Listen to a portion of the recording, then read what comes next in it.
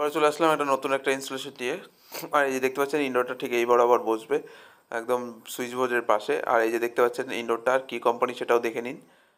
এবার চলুন বাইরের কোথায় কী আসবে ফুটোটা। এই যে দেখতে পাচ্ছেন ফুটোটা ঠিক এই সোজাসুজি আসবে আর আউটডোরটা এখানে এই উপরে বসে যাবে। সো চলুন এবার ভিতরে এসে আমি ফুটো ফাটাগুলো করে নিচ্ছি, অথবা মেজারমেন্ট নিয়ে যে ফুটোগুলো করার দরকার সেগুলো করে দিচ্ছি। দেখতে পাচ্ছেন আমার ফুটো করা কমপ্লিট। এবার আর পর যে ফুটোটা করতে হবে সেটা করে দিচ্ছে, দেখতেই পাচ্ছেন, আশা করছি বুঝতে পারছেন। আর এই দেখতে পাচ্ছেন আমি ইনডোরটাকে বসিয়ে দিলাম ফার্স্ট ক্লাসভাবে, মেশিনটা একদম বসে গেল।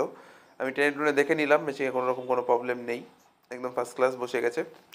সো চলুন এবার বাইরে চলে এসেছি। বাইরে দেখুন আমি বাইরের ম্যাচিংয়ের ফুটো ফাটাগুলো করে নিচ্ছি, অথবা অ্যাঙ্গেল বসানোর ফুটোটা করে নিচ্ছি। আর এই দেখতে পাচ্ছেন আমার অ্যাঙ্গেল বসানো হয়ে গেছে, আউটডোরটাও বসানো হয়ে গেছে। তারপরে আমি পাইপটা টাইট দিয়ে নিচ্ছি। এবার পাইপে সেটিং করলেই আমার কাজ মোটামুটি শেষ হয়ে যাবে।